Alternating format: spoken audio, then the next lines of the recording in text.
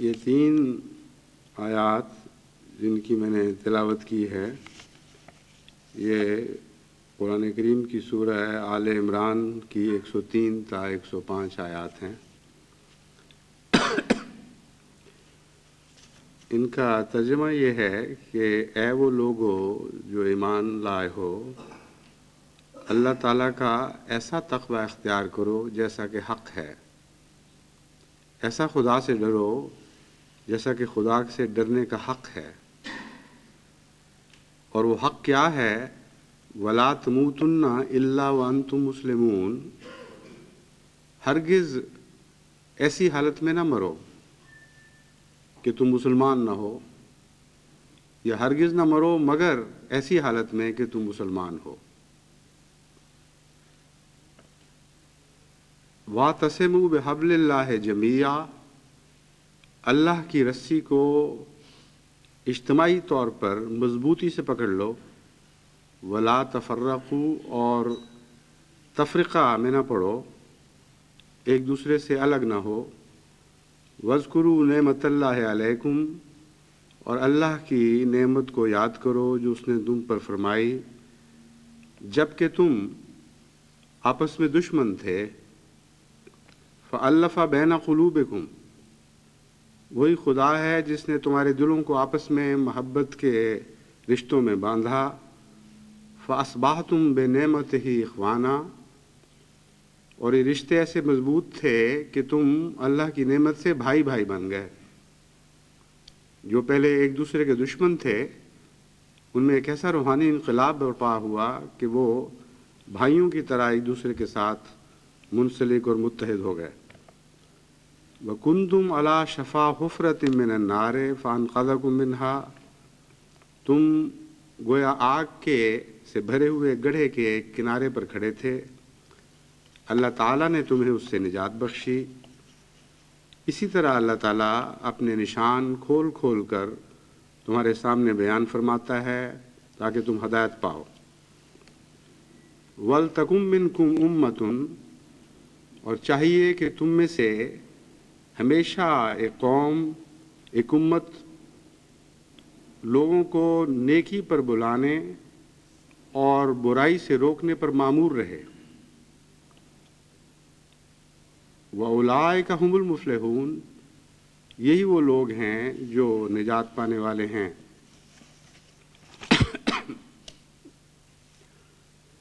پہلی آیت میں حق تقاتہ کا ایک تو عام مفہوم ہے کہ جیسا کہ خدا سے ڈرنے کا حق ہے ویسا اس سے ڈرو، اور یہ ہر زندگی کے شعبے پر، ہر انسانی سوچ پر، ہر انسانی عمل پر حاوی ہے۔ اور اس بات کا فیصلہ کہ خدا سے کیسے ڈرا جاتا ہے یا کیا حق ہے، ایک پہلو سے تو ہر انسان الگ الگ اپنے اپنے علم اور اپنی اپنی عقل اور اپنے مزاج کے مطابق کرتا ہے۔ جو لوگ گناہوں کے عادی ہو چکے ہوں ان کا مزاج سخت ہوتا چلا جاتا ہے، اور خدا تعالیٰ کے متعلق ان کے تقوی پر بھی اس کا برا اثر پڑتا ہے، یہاں تک کہ ان کے نزدیک خدا سے ڈرنے کا حق سوائے چند ایک کبائر گناہ کے اور کچھ بھی باقی نہیں رہتا۔ جو لوگ نیکی میں ترقی کرتے چلے جاتے ہیں ان کے ہاں تقوی کا مضمون باریک راہوں میں داخل ہو جاتا ہے، اور ایسی چیزیں جو بعض دوسروں کے نزدیک نیکی کہلاتی ہیں ان لوگوں کے نزدیک وہ گناہ بن جاتی ہیں۔ اور حق تقاتہ ہی کا کچھ اور مفہوم ان پر اللہ تعالیٰ کی طرف سے کھولا جاتا ہے، اور یہ مفہوم ہمیشہ ترقی کرتا رہتا ہے اور ایک مفہوم دوسرے میں بدلتا رہتا ہے۔ گویا اول مقام پہ جو سفر شروع کیا تھا اس مقام پر جب ان سے پوچھا جاتا کہ تقوی کیا ہے تو جو وہ تعریف تقوی کی بیان کرتے اس مقام پر وہ تعریف بہت کچھ بدل چکی ہوتی جہاں ان کا سفر ختم ہونا تھا۔ ہر لمحہ ان کے اوپر خدا تعالیٰ تقوی کے نئے مفاہیم کھولتا چلا جاتا ہے۔ بس ان دونوں حدوں کے درمیان بہت ہی وسیع فاصلے ہیں۔ گناہوں کی بھی کوئی حد نہیں ہے سوائے اس کے کہ انسان اس استعداد کی انتہا کو پہنچ جائے جو خدا تعالیٰ نے کسی انسان میں پیدا فرمائی ہے۔ اور چونکہ استعدادیں مختلف ہیں اس لیے یہ کہنا درست ہے کہ گناہوں کی بھی کوئی حد نہیں۔ بعض لوگ بے انتہا گناہ کرنے کی استعدادیں رکھتے ہیں اور وہ ان استعدادوں کو حتی المقدور پوری طرح استعمال کرنے کی کوشش کرتے ہیں۔ بعض لوگ ہیں جن میں گناہ کی استعدادیں کم ہیں، تو منفی پہلو سے بھی حق تقاتہ کا مضمون انسان میں بدلتا رہتا ہے، اس کی حالت کے مطابق بدلتا رہتا ہے، اور مثبت حالت میں بھی نیکی کی استعدادیں اور صلاحیتیں بہت ہی وسیع زندگی کے بہت ہی وسیع شعبوں پر پھیلی پڑی ہیں۔ یعنی اس وسیع شعبوں کا لفظ میں اس لیے استعمال کر رہا ہوں کہ ایک اور مضمون کی طرف آپ کو متوجہ کروں۔ تقوی کی باریک راہیں ایک انسان کو نصیب ہو سکتی ہیں، لیکن اگر اس کی استعدادیں کم ہوں اور زندگی کے کم شعبوں سے اس کی دلچسپیوں کا تعلق ہو تو راہیں باریک ہونے کی بجائے پھر بھی تنگ رہیں گی۔ لیکن بعض انسانوں کو اللہ تعالیٰ بہت ہی وسیع قلب عطا فرماتا ہے، بہت ہی وسیع ذہن عطا فرماتا ہے، اور ان کی زندگی کی دلچسپیوں کے امکانات بھی بہت وسیع ہوتے ہیں۔ بس ان کی یہ راہیں بہت کشادہ ہو جاتی ہیں۔ جہاں جہاں ان کی سوچیں جس جہت میں جا سکتی تھیں، ہر جہت میں تقوی کے نئے مفاہیم ان کو ملتے ہیں، اور بعض عظیم الشان وجود ایسے ہوتے ہیں جن کا زندگی کے ہر شعبے سے تعلق ہوتا ہے، بلکہ زندگی کے علاوہ بھی، یعنی انسانی زندگی کے علاوہ بھی حیوانی زندگی تک ان کی سوچیں ممتد ہو جاتی ہیں۔ ان میں جو سب سے اعلیٰ وجود تھا، جو سب سے اکمل وجود تھا، اس کا نام محمد مصطفیٰ صلی اللہ علیہ وآلہ وسلم ہے۔ بس آپ کو رحمت للعالمین قرار دیا گیا۔ آپ کا تقوی جانوروں تک بھی ممتد تھا، اور وہ باتیں جو ایک انسان دوسرے انسانوں کے متعلق بھی نہیں سوچ سکتا، وہ جانوروں کے متعلق بھی آپ سوچتے اور ان کا احساس فرماتے اور ان کے مطابق انسانوں کو تقوی کی تعلیم دیتے تھے۔ بس حق تقاتہ کا یہ مضمون بہت ہی وسیع ہے، لیکن جب اس کے مان بعد یہ فرمایا گیا وَلَا تَمُوتُنَّ إِلَّا وَأَنْتُمْ مُسْلِمُونَ، تو اس مضمون کے ایک خاص پہلو کی طرف بطور خاص اشارہ فرما دیا گیا، اور وہ پہلو یہ ہے کہ اپنے تقوی کو اپنی زندگی کے ہر لمحے پر حاوی کر دو۔ اگر ایسا کرو تو حق تقاتہ کا مضمون کے مطابق عمل کرنے والے ہو گئے۔ یعنی خدا سے ڈرنے کا حق یہ ہے کہ زندگی کا کوئی لمحہ بھی تقوی کی چھاؤں سے باہر نہ ہو، تقوی کی حفاظت سے باہر نہ ہو، کیونکہ موت اپنے اختیار میں نہیں، موت اللہ تعالیٰ کے اختیار میں ہے، اور وہ کسی لمحہ بھی موت دے سکتا ہے۔ اس کے متعلق آپ کا فیصلہ نہیں چلے گا بلکہ خدا کا فیصلہ چلے گا۔ بس اگر خدا کا یہ حکم آپ نے ماننا ہے کہ نہیں مرنا جب تک مسلمان نہ ہوں، تو چونکہ مرنے کا فیصلہ آپ نے نہیں کرنا، خدا نے کرنا ہے، اگر کوئی ایسے لمحے میں وفات ہو جائے جو تقوی سے عاری تھا تو آپ اس آیت کے مطابق عمل کرنے والے نہیں ہوں گے۔ اس لیے اگر دیانتداری سے اس آیت کے مفہوم کو سمجھ کر اس پر عمل کرنے کی کوشش کی جائے تو اس کے سوا نتیجہ کوئی نہیں نکلتا کہ زندگی کے ہر لمحوں کو تقوی کی حفاظت میں لے آؤ۔ اگر تم ایسا کرو گے تو تم نہیں مرو گے جب تک مسلمان نہیں ہوگے۔ اس کی تفصیل ہے پھر آگے ایک اور نئی تفسیر ملتی ہے جو دوسری آیت میں بیان ہوئی ہے۔ فرمایا وَاعْتَصِمُوا بِحَبْلِ اللَّهِ جَمِيعًا وَلَا تَفَرَّقُوا، بہت مشکل ہے جو پہلی ہدایت ہے اس پر عمل کرنا بڑے دل گردے کا کام ہے، اور شاذ کے طور پر ہی ایسے انسان ملتے ہوں گے جن کی زندگی کا ہر لمحہ تقویٰ کی حفاظت میں ہو، اس کی حدود کے اندر واقع ہو۔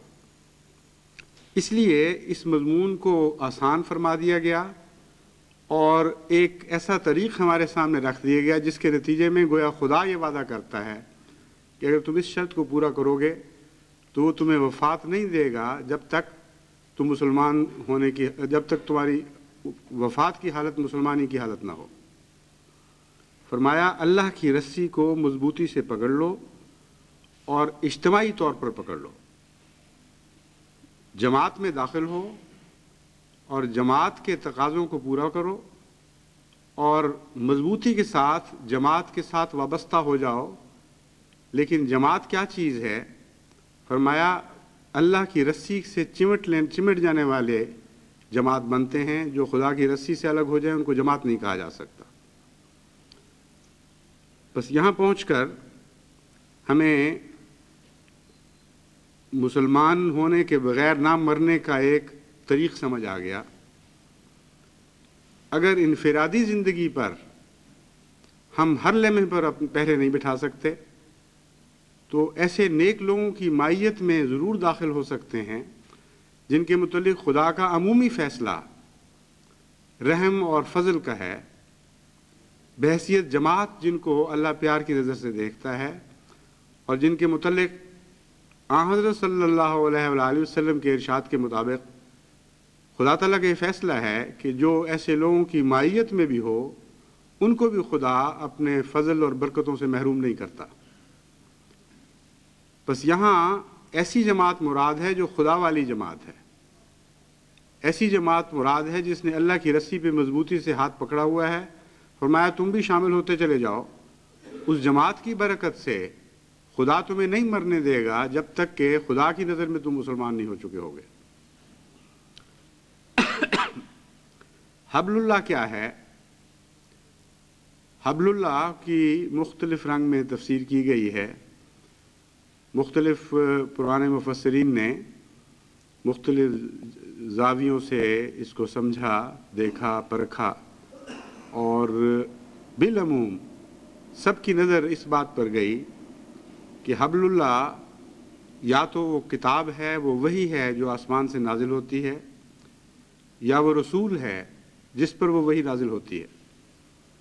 اس کے سوا آسمان سے تو ہم نے کوئی رسی اترتی نہیں دیکھی جس کے اوپر ہم ہاتھ ڈال دیں اور یہ سمجھیں کہ ہم محفوظ ہو گئے ہیں۔ تو دراصل یہ دو باتیں ہیں ہی نہیں، رسالت ہی حبل اللہ ہے۔ اللہ کا رسول اس تعلیم سے رسول بنتا ہے جو اس پر نازل کی جاتی ہے، اس تعلیم کے سوا اس کی کوئی حیثیت ہی باقی نہیں رہتی۔ اس لیے رسالت اور وحی اور کتاب کو الگ الگ کیا ہی نہیں جا سکتا۔ پس حبل اللہ سے مراد خدا تعالیٰ کا بھیجا ہوا اس کا پیغمبر، اس کا رسول ہیں، اور اس کی اطاعت میں داخل ہو جانا، اس کی بیعت میں داخل ہو جانا، اس کی غلامی کا دم بھرنا، اور یہ کوشش کرتے رہنا کہ اس کی اطاعت سے باہر نہ جایا جائے، یہی وہ حبل اللہ ہے جس کی طرف قرآن کریم میں اشارہ فرمایا گیا ہے۔ لیکن یہ حبل اللہ انبیاء کی وفات کے بعد بھی جاری رہتی ہے، اور بعض صورتوں میں سب سے اعلیٰ شکل میں نبوت کے بعد خلافت کی صورت میں ملتی ہے، اور اس کے بعد اگر خلافت نہ ہو تو پھر مجددیت ہے، یا اور خدا تعالیٰ کے ایسے بزرگ اور اولیاء امتوں میں پیدا ہوتے رہتے ہیں جن کے ساتھ تعلق جوڑنا گویا ایک رنگ میں حبل اللہ سے تعلق جوڑنے کے مترادف سمجھا جاتا ہے۔ چنانچہ اسی حبل اللہ کا ذکر کر کے فرمایا ہے، اس کی تشریح میں فرمایا وَاذْكُرُوا نِعْمَتَ اللَّهِ عَلَيْكُمْ إِذْ كُنْتُمْ أَعْدَاءً فَأَلَّفَ بَيْنَ قُلُوبِكُمْ فَأَصْبَحْتُمْ بِنِعْمَتِهِ إِخْوَانًا۔ یاد کرو اس وقت کو کہ جب تم ایک دوسرے کے دشمن تھے، جب بھائی بھی بھائی کا دشمن تھا، جب قبیلہ قبیلے کا دشمن تھا، اور سارا عرب ایک دوسرے کی دشمنی سے پھٹا ہوا تھا۔ فرمایا محمد مصطفیٰ صلی اللہ علیہ وآلہ وسلم تشریف لائے اور خدا نے ایسا کیا کہ تمہارے دلوں کو محبت کے مضبوط بندھنوں سے باندھ دیا۔ فاصبحتم بنعمتہ اخوانا، اسی کی نعمت سے یعنی اللہ کی نعمت سے تم بھائی بھائی بن گئے۔ یہاں نعمت سے مراد نبوت ہے، کیونکہ اتمام نعمت ہی کا مطلب نبوت ہے۔ آپ قرآن کریم کا مطالعہ کر کے دیکھیں، ہر جگہ نعمت کے کمال تک پہنچنے کا نام ہی نبوت ہے۔ تو یہاں نعمت ہی میں حضرت محمد مصطفیٰ صلی اللہ علیہ وآلہ وسلم اور نبوت کا ذکر فرمایا گیا ہے۔ اور واقعتاً بھی یہی ہے کہ آن حضرت صلی اللہ علیہ وآلہ وسلم کی نبوت ہی کی برکت تھی، جس کے نتیجے میں اللہ نے ان پر فضل فرمایا۔ دلوں کو خدا باندھتا ہے، دلوں کو انسان نہیں باندھتا۔ چنانچہ آن حضرت صلی اللہ علیہ وآلہ وسلم کو مخاطب کر کے دوسری جگہ خدا تعالیٰ فرماتا ہے کہ اگر جو کچھ زمین میں ہے تو خرچ کر دیتا، تب بھی ان کے دلوں کو باندھ نہ سکتا، یعنی آپس میں ایک دوسرے کے ساتھ مربوط نہ کر سکتا۔ یہ اللہ ہی ہے جس کا دلوں پر تصرف ہے اور جس نے دلوں کو جوڑا ہے۔ لیکن کس ذریعے سے؟ وہ سیمنٹ کیا تھا، وہ جوڑنے والا مادہ کیا تھا؟ فرمایا بنعمت ہی، نبوت کے ذریعے، محمد مصطفیٰ صلی اللہ علیہ وآلہ وسلم کی برکتوں کے ذریعے تمہیں باندھ دیا گیا ہے۔ وَكُنْتُمْ عَلَى شَفَا حُفْرَةٍ مِّنَ النَّارِ، تم آگ سے بھرے ہوئے گڑھے کے کنارے پر کھڑے تھے۔ فَأَنْقَذَكُم مِّنْهَا، تمہیں اس سے خدا تعالیٰ نے نجات بخشی۔ اور اس طرح خدا تعالیٰ کھول کھول کر اپنے نشان بیان فرماتا ہے تاکہ تم ہدایت پاؤ۔ اب یہ مضمون شروع ہوا تھا تقوی سے اور حق تقاتہ سے کہ تقوی کا حق ادا کرو، اور اس دوسری آیت کے آخر پر فرمایا ہے کہ جو کچھ ہم نے بیان کیا ہے یہ کسی آیت کو، کسی مضمون کو کھول دیا ہے تمہارے لیے۔